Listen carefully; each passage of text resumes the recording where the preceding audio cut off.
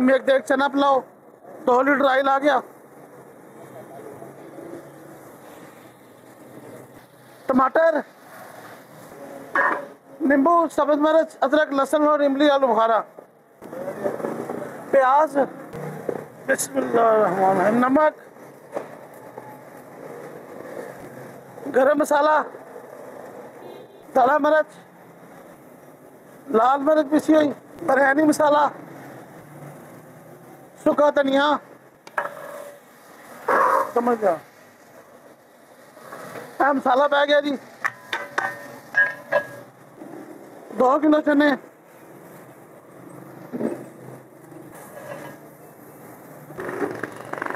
ऐसी बनाई होनी है जी 10 मिनट वास्ते। चने की बनाई होगी, हम उसे पानी पूरा करना है। पानी आ गया जी, चावल पै गए जी,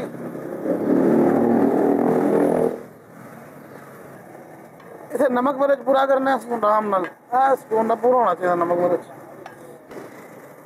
चावल उबल गए और नमक मिर्च पूरा कर लें। मेवा आ गया जी, दम लगना जी 5 मिनट वास्ते। दम लग गया, देख तैयार हो गई जी। चावल देख छान दी है, चना पुलाव तैयार हो गया जी। चावलों की लेंथ देख लो, बिल्कुल रेडी हो गई।